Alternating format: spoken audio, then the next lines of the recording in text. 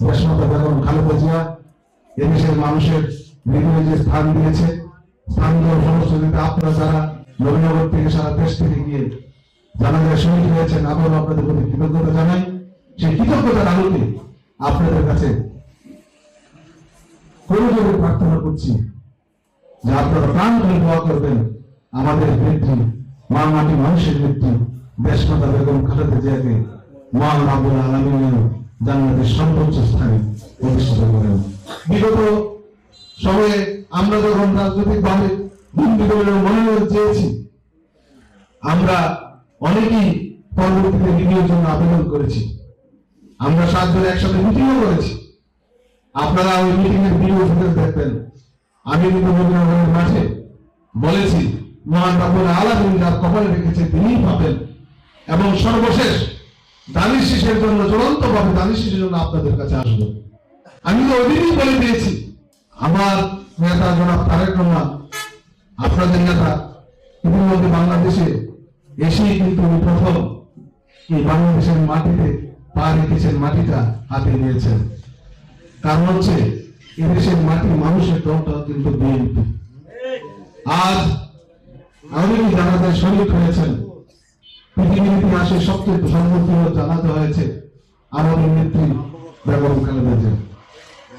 আমরা এমন একজন নেত্রীর কর্মী, আমরা সৌভাগ্যবান। মহান রব্বুল আলামিনের কাছে শুকরিয়া আদায় করে শেষ করা যাবে না। আয় আল্লাহ, মরহুম জিয়াউর রহমান সাহেবের শহীদদেরকে নিয়ে, মরহুম দেশমাতা বেগম খালেদা জিয়ার শহীদদেরকে নিয়ে আয় আল্লাহ আপনার দরবারে যদি হাত উঠেছি, আয় আল্লাহ বলার তো সময় নেই, মনে অনেক কিছু ছিল। আয় আল্লাহ আপনার এই বান্ধি আলেমরা আমাদেরকে দিল থেকে মহব্বত করছে, ইসলামকে দিল থেকে মহব্বত করছে। আয় আল্লাহ এই দেশপ্রেমের জন্য আয় আল্লাহ ওনার জীবনের অনেক কিছুকে কোরবান করে দিছে। সেই 17 বছর ফ্যাসিস্ট সরকারের জুলুম নির্যাতনে বহু শিকার হয়ে আয় আল্লাহ আজকে আপনার হুকুমে সারা দিয়ে আজকে অন্ধকার কবরে শুয়ে রয়েছে। মাওলায়ে কারীম আমরা যা তিলাওয়াত করেছি এইগুলির সওয়াব লক্ষ কোটি গুণে বাড়ায়া আয় আল্লাহ ওনার কবরে আপনি পৌঁছায় দিয়ে। আয় আল্লাহ রব্বুল আলামিন যেহেতু আমরা মানুষ, আমাদের ভুল থাকতেই পারে, আপনি মাফ করে দেন। আয় আল্লাহ তাআলা যে তার শেষ বয়সটা এত কষ্ট জুলুম নির্যাতনের শিকার হয়ে আজকে যে সর্বশেষ কি যোগ্য সম্মান পেয়েছে রব্বুল আলামিন, আয় আল্লাহ দেশ জাতি तमाम পৃথিবী দেখছে। আয় আল্লাহ তাআলা সম্মান তো আপনার পক্ষ থেকে আসে।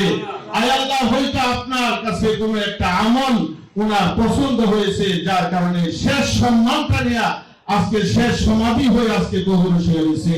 মাওলায়ে কারীম ওনার কবরটা জান্নাতুল ফেরদাউসে